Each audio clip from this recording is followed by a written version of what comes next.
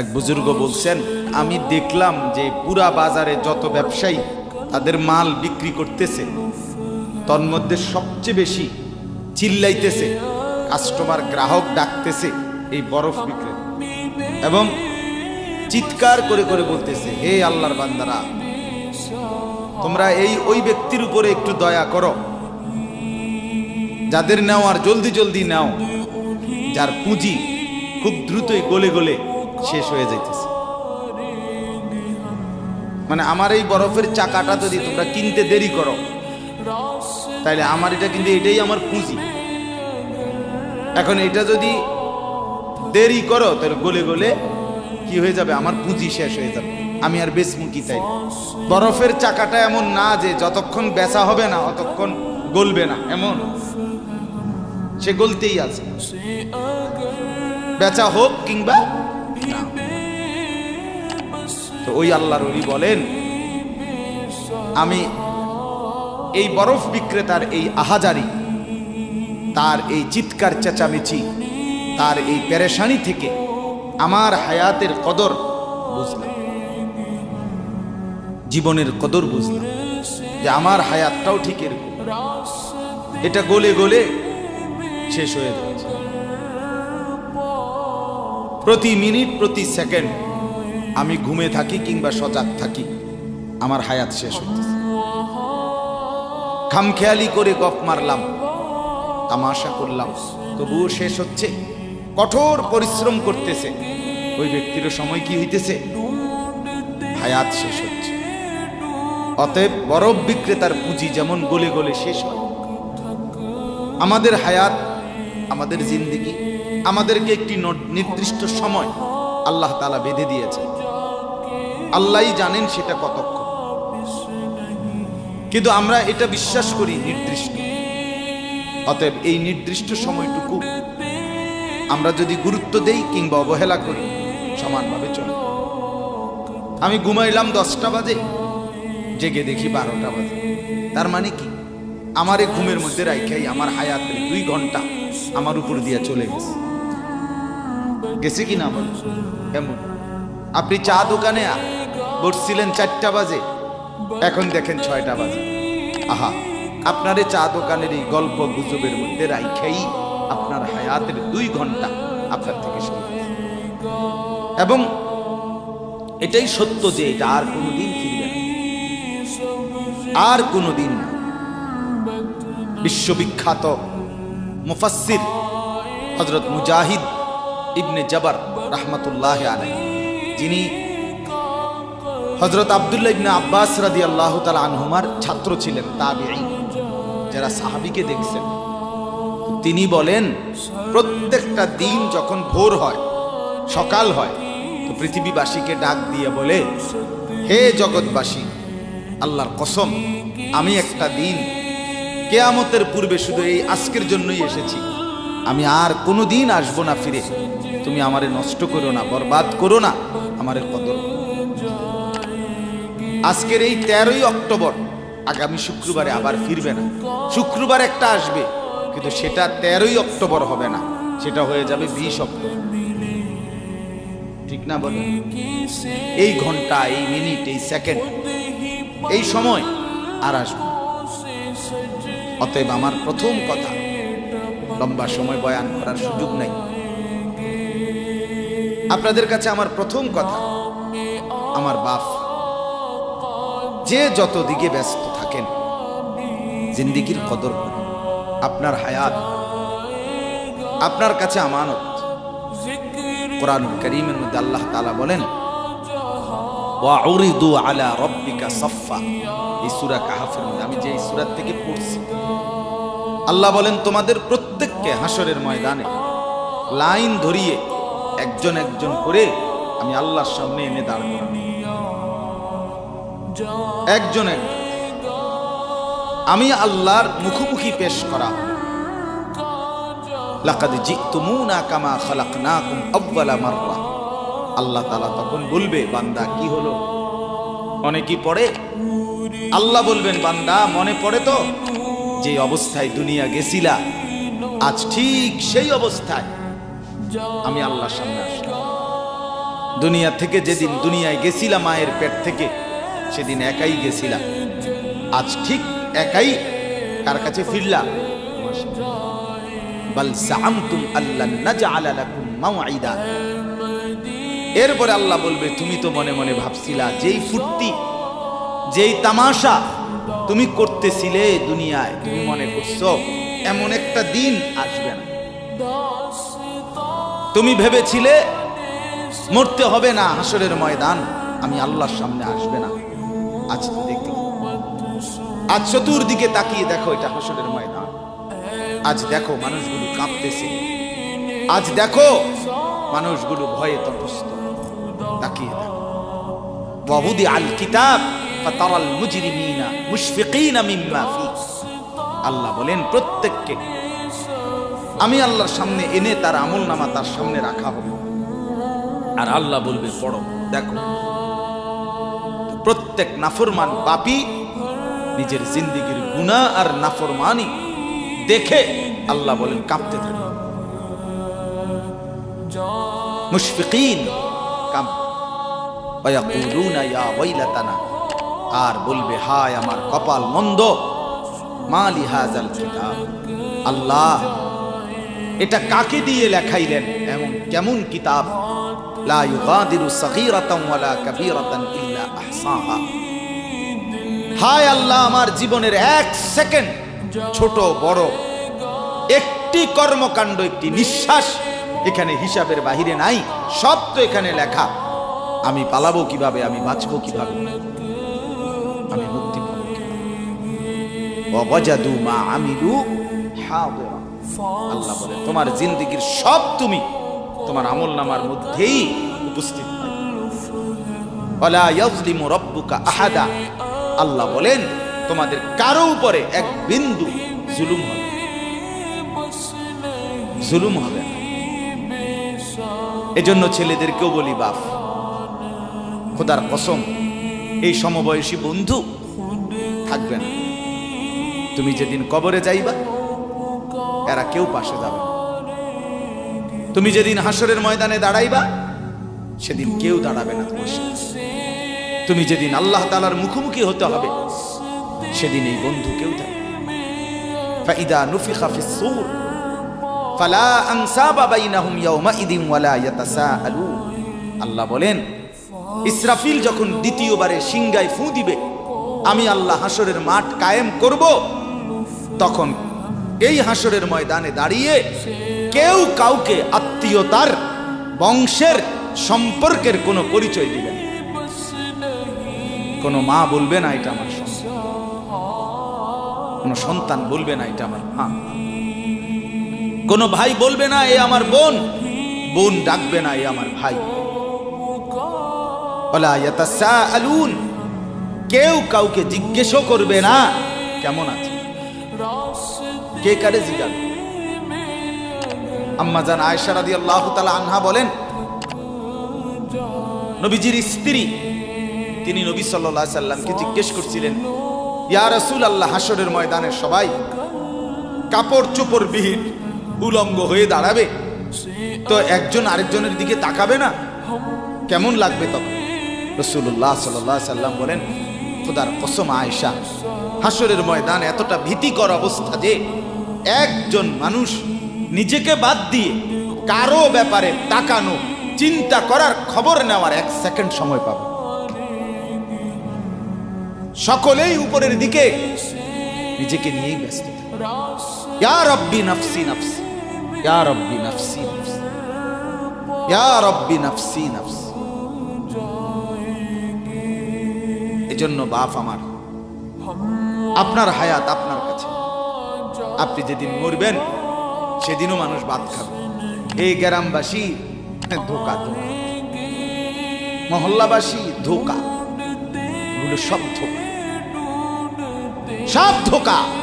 বন্ধুরা ধোকা, স্ত্রী ধোকা, এগুলো সব ধোকা।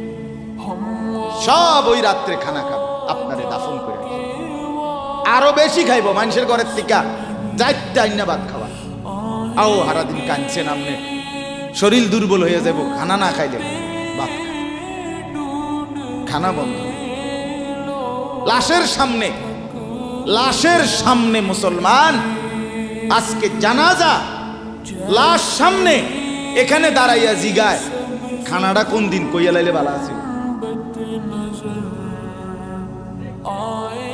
কি মানুষ কার জন্য শিক্ষালেন এই মানুষগুলো? তারা আজকে জিগায় খানাটা কোন দিন। 4 দিন না খানাটা কি সোমবারে করলে ভালো হয় না মঙ্গলবারে করলে ভালো হয়? কদ্দুর অনবুঝ করে লাইলে ভালো আছিল। লোকজন কি আর আবার পাইবেননি? মানুষটিরে আবার কইটো আইবেন, আজকেই কইয়া লাইলে ভালো। ফলে জানাজার লাশের সামনে দাঁড়াইয়া আগে কইয়ালায় সবাই খেয়াল রেখেন সোমবারে খানা। এর নাম দুনিয়া, এর নাম দুনিয়া। এজন্য দুনিয়া বড়ই স্বার্থ, এটা রাক্ষস, শুধু গিলে খায়, তৃপ্ত হয়। সেদিন আমি এক কোটিপতির বাড়িতে গেছি, অনেক বড় সম্পদশালীর বাড়িতে গিয়া তার বাসায় বাথরুমে গেছি। দেখি যে বাথরুমের যে দরজার যে সিটকারি লাগায়, সিটকারিটা আছে, কিন্তু সিটকারিটা যেটার মধ্যে লাগাই ছোট্ট বল্টু একটা, এটার মধ্যে লাগাই যেটার মধ্যে এটা নাই। কথা বুঝছেন না আপনি?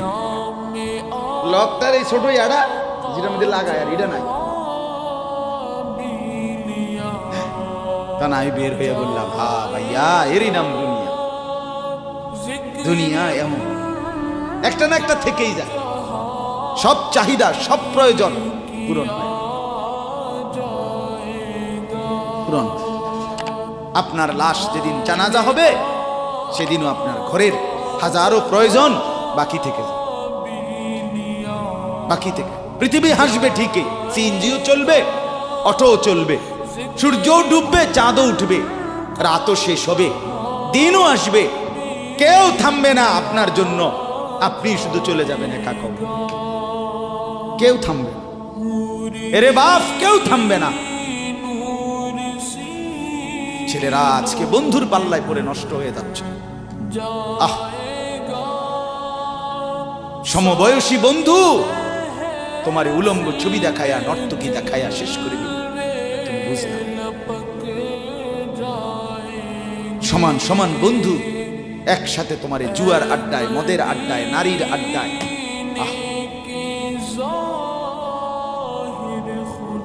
আফসোসের ভাবতেই শিখে না একজন মানুষ সুস্থ স্বাভাবিক, একজন সতেজ সবল মানুষ, সে কেমনে এত বোকা, নিজেকে ধ্বংস করে। আমি যখন এখন এই মাত্র যে দিদা আসতেছিলাম গাড়ি দিয়া, একটা ছেলে প্রতিবন্ধী, ছোট একদম প্রতিভা, সে দাঁড়াইয়া রয়েছে মাঝখানে, মানে গাড়ির হরনও বুঝে না, কিছুই বোঝে না সে। আর আরেকটা ছেলে ধরে তার এক পাশ করে দেওয়াতে তারপরে আমার গাড়িটা এই এখানে।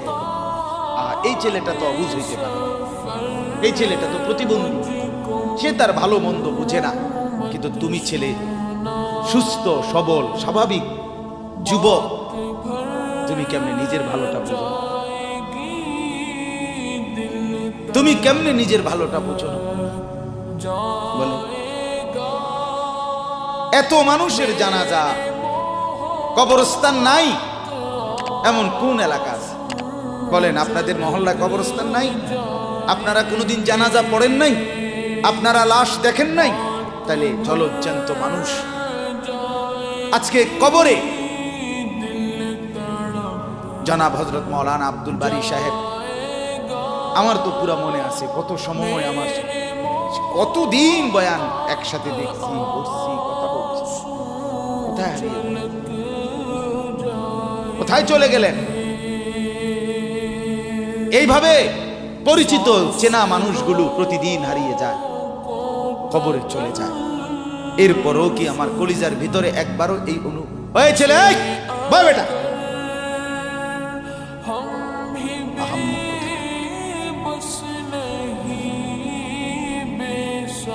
জিন্দিগিটাই ছবি, জীবনটাই ছবি, একেবারে যেটা পাও।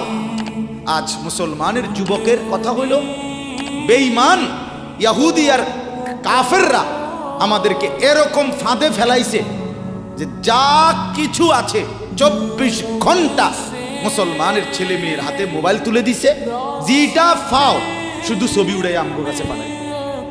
এটা কুত্তা হোক, বিলাই হোক, শুকর হোক, মানুষ হোক, গরু হোক, ছাগল হোক, হুজুর হোক, পাবলিক হোক, বেড়া হোক, বেড়ি হোক, জোয়ান হোক, বুড়া হোক, যেটা পাও না শুধু ছবি হোক। জিন্দিগির কাজে একটা আহ হায় হায় বাপ, তোমরা বুঝো না বেঈমান তোমাদেরকে বেঁধে ফেলছে, আষ্টে পৃষ্ঠে বেঁধে ফেলছে, গিলে খাচ্ছে, গিলে। একটা সেকেন্ড সিদ্ধান্ত বেঈমানের যে মুসলমানের একটা নড়াচড়া তারা তাদের আড়াল হইতে দিবে না। কারণ এই মোবাইল, এই ইন্টারনেট, এই সব কিছু আমরা যাই ছবি উঠাই করি তাদের হাতে, তাদের কাছে এটার মূল নিয়ন্ত্রণ। তারা দেখে মুসলমানের যুবকদের হালাত, চরিত্রের অবস্থা কি, যুবতীদের হালাত কি। যুবতী তার রাত গভীরে অশ্লীল দৃশ্য পুরুষকে দেখায়, যুবক তার রাত গভীরে অশ্লীল কথা, জঘন্য কথা ভিন মেয়ের সাথে বলে। আহা, বেঈমান তখন হাসে, কাফের বেঈমানরা তখন হাসে যে হ্যাঁ দেখছো মুসলমানের অধপতন, মুসলমানের সন্তানের নোংরামি, মুসলমানের সন্তানের অসভ্যতা, এটা তারা হিসাব। এজন্য ভাইয়া জীবনের কদর করে। একজন হলে একজনই বুঝে, দুইজন হলে দুইজনই বুঝে। বাবাদেরকেও বলি, আমার ছেলেদেরকেও বলি, সবাইকে বলি জিন্দেগির কদর করে। এই বলতেছিলাম এটা আমাদের হায়াত, এটা আমাদের জীবনের সবচেয়ে বড় সম্পদ। এই সময়টা, এই হায়াতটা, আমার জীবন, আমার হায়াত, এটাই আমার সময়, এটাই আমার জীবন। যেটা ঘন্টা, মিনিট, সেকেন্ড, এটাই আমার জিন্দেগি। যেটা জিন্দেগি, এটাই ঘন্টা, মিনিট, সেকেন্ড। আমরা মরার আগে মানুষ বা অসুস্থ হইলে, অ্যাক্সিডেন্ট করলে, বুড়া হইলে মানুষে কয় না যে ভাই আমার আর সময় নেই, ঠিক না বলে, আমার সময় শেষ, তার মানে হায়াত। তাহলে বুঝা গেল যেটা হায়াত এটাই সময়, যেটা সময় এটাই কি বলেন না হায়াত। হায়াত কদর করেন, কদর। ও ভাই, ওই লাল গেঞ্জি, তুমি উঠে কথা বলো, তুমি বাহিরে গিয়ে কথা বলো, যাও। কাফেল কোথাকার, নগদ বুঝায় কেন, অনেক বুঝাইতে আছে, বুঝতে কি হয়েছে তুমি শোনো মিয়া, বললাম না তুমি আলাদা শোনো। আমি এ ব্যাপারে কঠোর। 10 মিনিটের জন্য যদি বলি আমার জিন্দেগির সিদ্ধান্ত, গাফেলকে বলবো, অমনোযোগীকে বলবো না, এটা আমার জিন্দেগির ফয়সালা ইনশাআল্লাহ। সমবয়সী বরবাদ করে দিচ্ছে ছেলেদের কাছে, এক সময় না ভালো হতে দিচ্ছে। কোন মা বাপ তার সন্তানকে অসৎ করে গড়ে তোলে না। মা তার পেটের থেকে অসৎ সন্তান জন্ম দেয় না, পবিত্র সন্তান জন্ম দিয়েছিল। মায়ের বুকের পবিত্র দুধ খাওয়াইছিল, দুধ হালাল পবিত্র। মা পবিত্র এক সন্তান জন্ম দিয়েছিল। পরবর্তী এই সমাজ, এই সমবয়সী বন্ধু এই অশ্লীলতার বেহায়াপনার আড্ডা শেষ করে। চল কোথায়, ওইখানে দেখছি 2টা মেয়ে হাঁটতেছে, চল পিছে পিছে হাঁটি। চল কোথায়, ওইখানে চল একটু আড্ডা দিয়ে আসি। শেষ। 3টা বাজে বের হইছে, রাত 10টা বাজে ফিরছে। 7 ঘন্টা সমবয়সী 7-8 জন ছেলে একসাথে ঘুরলা, অথচ তোমার লগের এই 6 জন বন্ধু একবারও বলল না যে আসরের নামাজ পড়তি না, মাগরিব পড়বা না, এশার নামাজ পড়বা না, 7 ঘন্টায় যেই বন্ধুরা একবারও তোমারে এক ওয়াক্ত নামাজের কথা বলে নাই, বিশ্বাস করো ছেলেরা, এটা বন্ধু না, এটা শয়তান ছাড়া আর কিচ্ছু না। এটা ইবলিস বেটা, এটা শয়তান, এটা তোরে শেষ করে দিবে। তোর আখেরাত তো শেষ করবে, তোর দুনিয়া তোরে অকর্মণ্য অপদার্থ বানাইয়া একটা আকামলা বানাইয়া ছেড়ে দিবে। শেষ পর্যন্ত এক বদনা আলগি দিতে আর হেতু বলতায়। তার মা যদি বলে এক জগ ফানি দাও, পাইতাম না। তার বাপেরে যদি বলে যে তার বাপের লেগে বাজারে এই বাড়িকে বইরা কত বাদগুন দিয়ে আইও, পাইতাম না। এ পারতি না কেন? ভাল লাগে না।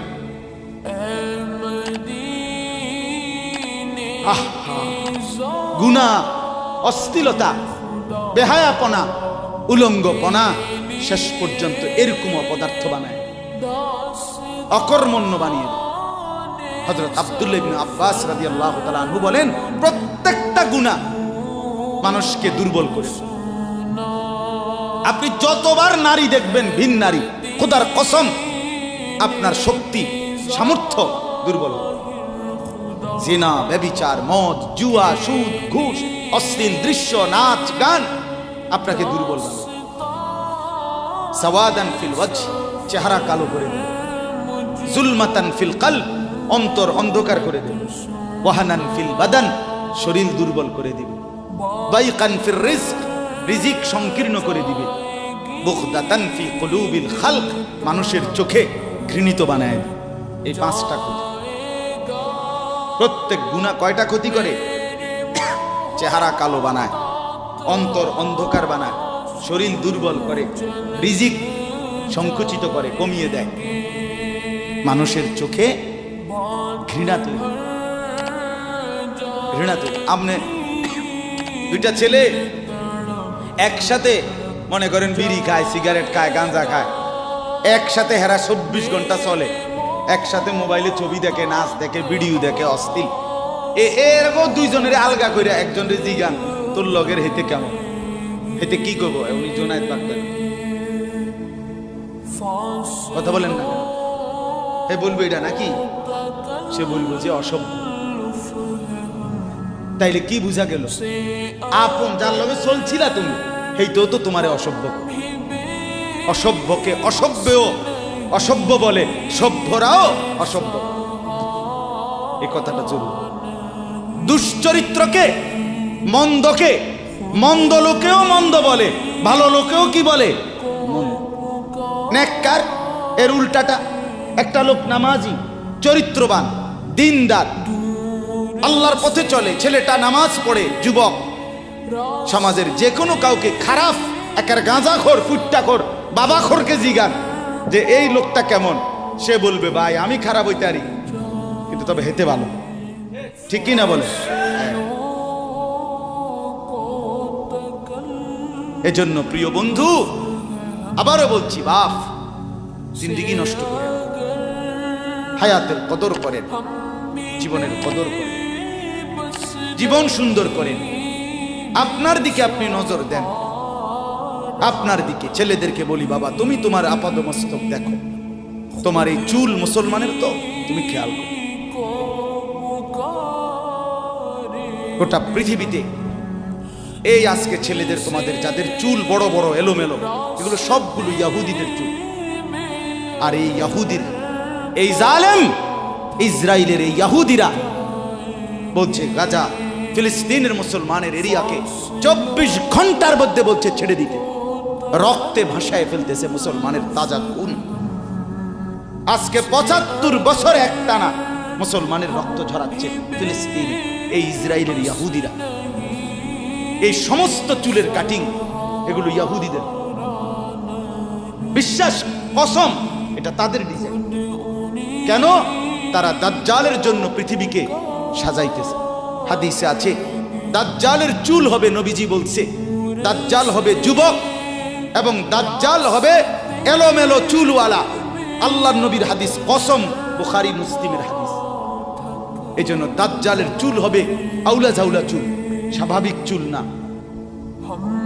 আজকে এই জন্য ইয়াহুদিরা দাজ্জালের চুলের ডিজাইন আমাদের সন্তানদের কাছে পরিচিত করে দিছে আগের থেকে। আগের থেকে।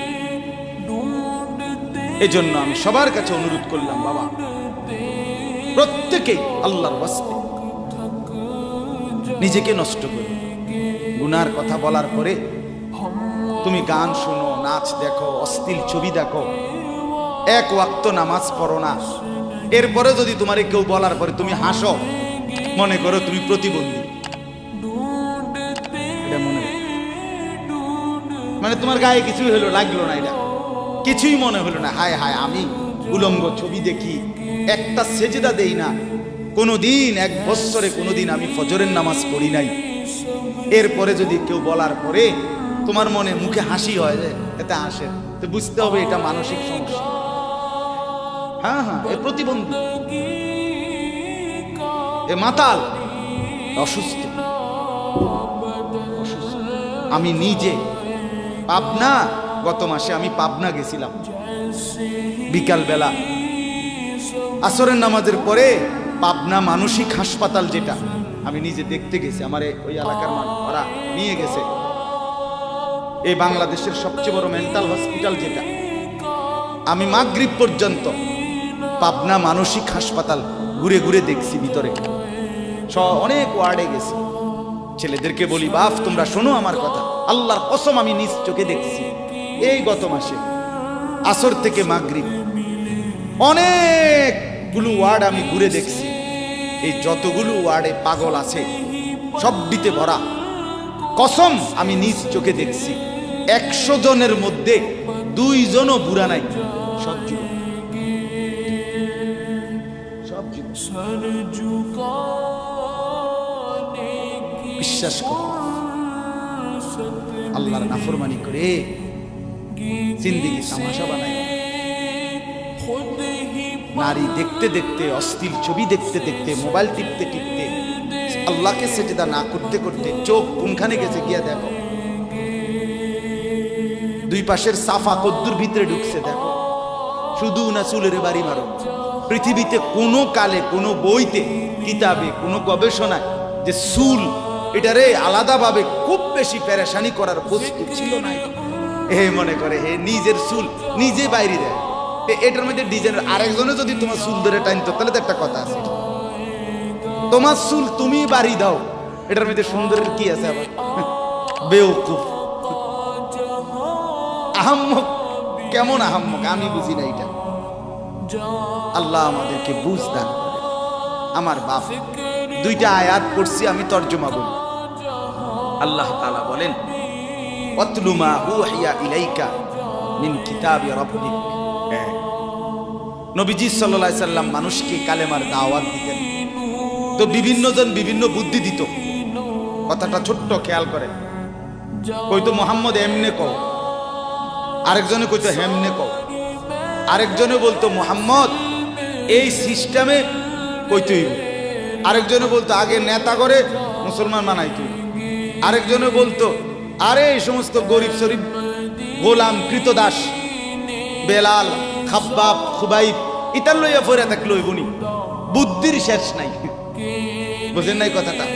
আল্লাহ তাআলা তখন বন্ধুকে বললেন, দোস্ত সব বাদ দেন, আমি যেটা বলি শুনেন। ওয়াতলু মা উহিয়া ইলাইকা মিন কিতাবে রাব্বিক। আপনার রব আল্লাহ আপনার উপরে প্রতিনিয়ত যেই কোরআন নাজিল করতেছে, আপনি সকলের সামনে সেই কোরআন তেলাওয়াত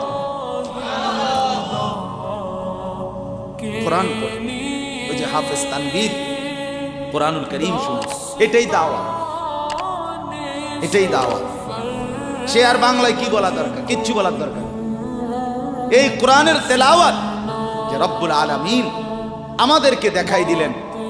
আমি আল্লাহ তাআলা এক অন্ধ, যে গোটা পৃথিবী দেখে না, তো এক অন্ধ মানুষের জবান দিয়ে যদি আমি আমার কোরআন এত সুন্দর করে উচ্চারণ করাইতে পারি, তাহলে তোমাদের যারা চোখওয়ালা আমার কোরআন দেখে দেখেও কোনোদিন পড়তে পারো না, তোমাদের হালাত কি হবে?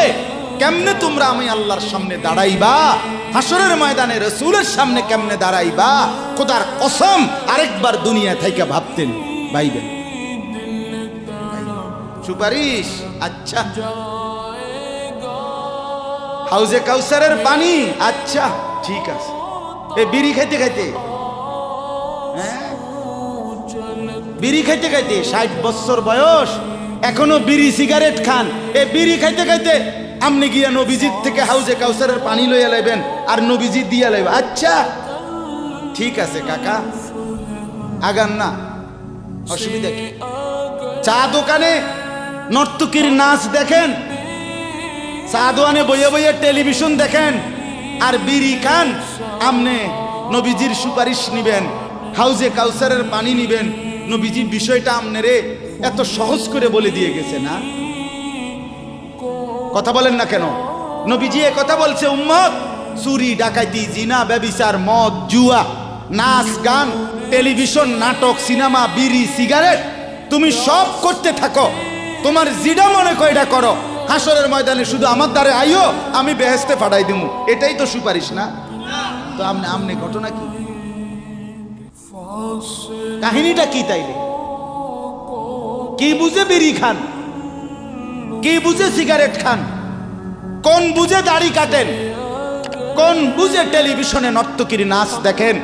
আজ 20 বছর ধরে যার ঘরে রঙিন টেলিভিশন চলে, নাচ গান সিনেমা নাটক নর্তকীর ছবি, আমনের বউ বাচ্চা বছরের পর বছর আমনের ঘরে বইয়া সোফাত বইয়া বইয়া টেলিভিশনে নাচ গান দেখে, আমনে মরতেন না? আমনের বউ বাচ্চা মরতো না? আমনে আল্লাহর সামনে দাঁড়াইতেন না? না? আচ্ছা ঠিক আছে কাকা, বাতে তো খান নাকি? খান, খাইতে থাকেন, খাইতে থাকেন। দুনিয়া ভোগ করতেছেন বলে আখেরাতকে বরাবর মনে করছেন নাকি?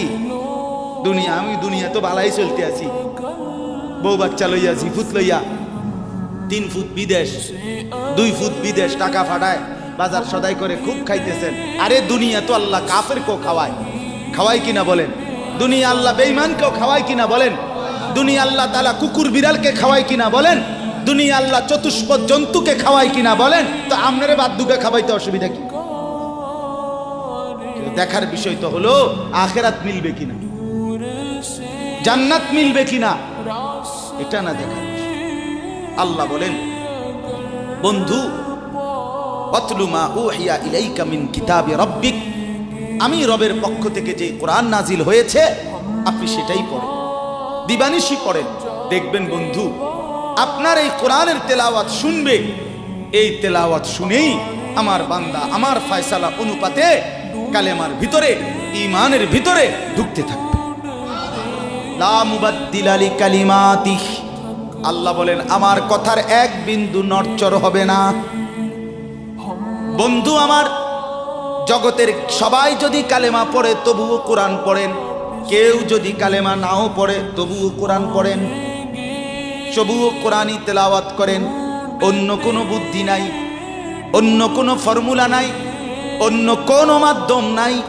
আমি আল্লাহ আপনি বন্ধুকে মনোনীত করে আপনার উপরে কোরআন নাজিল করেছি, আপনি আমার কালাম পৃথিবীবাসীকে শুনান। যাকে যাকে ইমানদার হওয়া দরকার আমি আল্লাহ আপনার দলে ভিড়ায় দেব। সুবহানাল্লাহ। ওয়ালাম তাজিদা মিন দুনিহি মুলতাহাদা, আল্লাহ বলে বন্ধু রাতে কিংবা দিনে, সকালে কিংবা দুপুরে, সুখে কিংবা দুঃখে, অভাব কিংবা প্রাচুর্যে, একাকী কিংবা প্রকাশ্যে, ঘরে কিংবা বাজারে, কোনো জায়গায় আমি আল্লাহকে ব্যতীত আর কাউকে কোথাও কোনো আশ্রয় পাবেন না। আছি শুধু আমি আল্লাহ। মোমেনের জন্য শুধু কে? কौन पूछेगा हमें तेरे सवाल, तू गनी है और हम है बेनाम। हकीमुल उम्मत मुजद्दिदुल मिल्लत हजरत मौलाना शाह अशरफ अली थानवी रहमतुल्लाह अलैहि কথা বলছে ওনার মুনাজাত। এটা উনি বলতেন মুনাজাতের মধ্যে, আল্লাহ कौन पूछेगा हमें तेरे सवाल, আপনাকে বাদ দিয়ে আমনারে ছাড়া আমগরে জিগায় কে? কে আমগো খবর নিবে? কে মুসলমানের খবর নিবে? মুমিনের সহায় শুধুই কে? ওয়া আলাল্লাহি ফালিয়াতাওয়াক্কালিল মুমিনুন, আল্লাহ বলে মুমিনের উচিত কেবলই আল্লাহর উপরে ভরসা করা। কার উপরে ভরসা করা? এরপরে দ্বিতীয় আয়াত শুনেন তরজমা, তাইলেই কথা শেষ। ওই যে তারা বলছে নেতাদের পিছনে দৌড়ান, পয়সাওয়ালার পিছনে দৌড়ান, সর্দারের পিছনে দৌড়ান, এগুলারে আপনার পক্ষে নিতে পারলে আপনার ইসলামের কাজ সহজ হবে। আল্লাহ বলে বন্ধু সব বাদ দিয়া আমার কথা শুনেন। এক, সবার জন্য কোরআন তেলাওয়াত শুনান, কোরআন পড়েন, এলো এক। দুই, ওয়াসবির নাফসাকা মাআল্লাযীনা ইয়াদউনা রাব্বাহুম বিল গাদাতি ওয়াল আশিয়্যি ইউরিদুনা ওয়াজহাহু। আর আল্লাহ বলে বন্ধু সকাল সন্ধ্যা দিবা নিশি আমার সন্তুষ্টির জন্য যারা আমাকে ডাকে, সেজদা করে, গোলামি করে, বন্দিগি করে, আপনি কেবল আপনাকে তাদের সাথেই মিলাইয়া রাখেন। এবার গরিব না ধনী, সম্পদওয়ালা না সম্পদশালী, সুস্থ না দুর্বল, কিচ্ছু দেখেন না, সেজদা করে যে তাকে সঙ্গী বানান, তার সঙ্গী থাকে। আমাকে যে ডাকে, আমার গোলামি যে করে, ও এতেরে লইলে ভালো হইব, হেতেরে লইলে ভালো হইব, ইতান থো না। আপনি লইবেন কারে? আমারে ডাকে যায়। কথা বুঝছেন না? সে একদমই দুর্বল। এরপরে আল্লাহ বলেন ওয়ালা তাদু আইনাকা আনহুম তুরিদু জিনাতাল হায়াতিদ দুনিয়া। বড় নেতা, বড় মালওয়ালা, বড় সর্দার, বড় ক্ষমতাওয়ালা, বড় পয়সাওয়ালা, তারে লইলে দুনিয়ায় খুব ঠাটবাট দেখা যাবে, শান শৌকত দেখা যাবে। এই লোভে, এই আশায়, এই ইচ্ছায় আপনি এই দুনিয়াদারদের দিকে ফিরাও, আল্লাহ নিষেধ করেছে, ফিরাও তাকাইয়েন না। ওয়ালা তুতি মান আগফালনা কলবাহু আন যিকরিনা ওয়াত্তাবা হাওয়াহু ওয়া কানা আমরুহু ফুরুতা। আল্লাহ বলে তিনটা ত্রুটি যার, তার সাথে কখনোই চলবেন না। এক, যার অন্তর আমার স্মরণ, আমার জিকির, আমার বন্দিগি থেকে খালি। দুই, যে সব কাজে নিজের মন মতো চলে। তিন, যে গুনাহ এবং নাফরমানির ক্ষেত্রে সীমা লঙ্ঘন করে। মিছা কথা তো কয় হঠাৎ হঠাৎ না, টানা 30 বছর। সুদ খায় তো মাঝে মধ্যে না, আজ 20 বছর। কথা বোঝেন নাই? ওজনে কম দেয় এবারে কোনো মাঝে মধ্যে না, আজকে ব্যবসায়ী এবারে এটা বানায় লেছে। কথা বুঝেন? টেলিভিশন দেখে এবারে বউ বাচ্চা, সপ্তাহে একদিন না, প্রতিদিন। তাহলে এটা কি গুনার উপরে কি সীমা লঙ্ঘন? কথা বলেন, এটা গুনার উপরে কি সীমা লঙ্ঘন? আল্লাহ বলে গুনাহের মধ্যে যে সীমা লঙ্ঘন করে, মনের ইচ্ছা মতো যে চলে, আমি আল্লাহর স্মরণ যে করে না, তাকে অনুসরণ করবেন না। আজকে এটাই কথা। মসজিদ, মাদ্রাসা, হাফেজ, তালিবে ইলম, কোরআনের খেদমত যেখানেই হয়, আপনাদের উচিত তাদেরকেই সঙ্গী বানানো, তাদের সাথেই থাকা, তাদেরকেই ভালোবাসা, তাদের সাথেই জিন্দেগি কাটানো। কারণ কি? কারণ এরা 24 ঘন্টা আল্লাহকে ডাকে, আল্লাহর গোলামির সেজদা করে। মাদ্রাসাই একমাত্র এমন জায়গা যেখানে 6 মাসের 6 বছরের বাচ্চাও অজু করে, 5 ওয়াক্ত নামাজ পড়ে, আবার 40 বছরের হুজুরও অজু করে, নামাজ পড়ে। মাদ্রাসাই এমন একটা ঘরকে বলে যে ঘরের সবাই 5 ওয়াক্ত আল্লাহর বন্দেগী করে। বলেন আলহামদুলিল্লাহ। এজন্য আজকে মোহাম্মদপুর হাফিজ মরহুম রুহুল আমিন হাফিজিয়া মাদ্রাসায় 3খানা আপনারা ভালোবাসবেন। ছোট হোক, বড় হোক, কম হোক, বেশি হোক, কিন্তু আপনার কলিজার মধ্যে যেন এটার প্রতি ভালোবাসা, আন্তরিক। কার নামে হইছে, কে করছে, কে মাতবরি করে, কে চালায়, এত তা নামের দরকার নাই। আমারে কি আর মুলাইনি, আমগরে কি আর জিঙ্গাইনি, টেয়া দিলে কি লাভ হইব? নামও তো লইতো না 2 দিন পরে। আমনে কিচ্ছু না, কেউ নাম না নেক, কেউ স্মরণ না করুক, খোদার কসম আরশ আজিমের গায়ে আপনার নাম উঠে যাবে। রসুলের সাহাবী যতজন, সবার নাম আজকের পৃথিবীর কোনো কিতাবে নাই। সব সাহাবীর নাম নাই, লক্ষ সাহাবীর নাম কেউ জানে না, কোথাও নাই, নামে নাই ডাইরেক্ট। তো কিছে ওনারা মার গেছে নাকি? কথা বলে কোরআনুল কারীমে নবীদের নাম আছে 25 জন। কয়জন? তো নবী মোট 25 জন। তো কত? 1.25 লাখ আম্বিয়া, 1.25 লক্ষ আম্বিয়া নবী। তাহলে 1.25 লাখ নবীদের মধ্যে 25 জনের নাম আছে। তো যাদের নাম আল্লাহ উল্লেখ করে নাই এরা মার খেয়েছে নাকি? কথা বলেন। অতএব আমরা প্রত্যেকে ইনশাআল্লাহ কোরআনকে ভালোবাসি, আল্লাহওয়ালাদের সাথে থাকি, নামাজি মুত্তাকিদের সাথে চলবো। বলেন ইনশাআল্লাহ। মাদ্রাসাকে ভালোবাসবেন, দ্বীনকে ভালোবাসবেন, কোরআনকে ভালোবাসবেন। ছেলেদেরকে বলি বাপ, আমি শক্ত কথা বলছি বাপ, আবারও অনুরোধ করি, তোমরা আমার সন্তান, তোমরা আমারই ভাই, তোমরা আমাদেরই ছেলে, তোমরা আমাদেরই বন্ধু। দুশ্মন তোমাদেরকে নিয়ে পুতুল খেলছে, যা মন চায় তাই করাচ্ছে। না বন্ধু, তোমরা প্রত্যেকেই 5 ওয়াক্ত নামাজ পড়ার চেষ্টা করো, নিজের চরিত্র সুন্দর করো। ভিন নারী মোবাইলে কিংবা রাস্তায় দেখো না বাপ।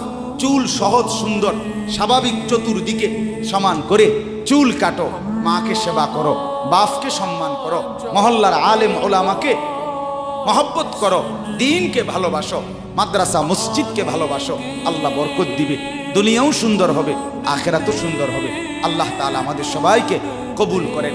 আমার প্রিয় ভাই হাফেজ তানবীর, সে থাকবে ইনশাআল্লাহ।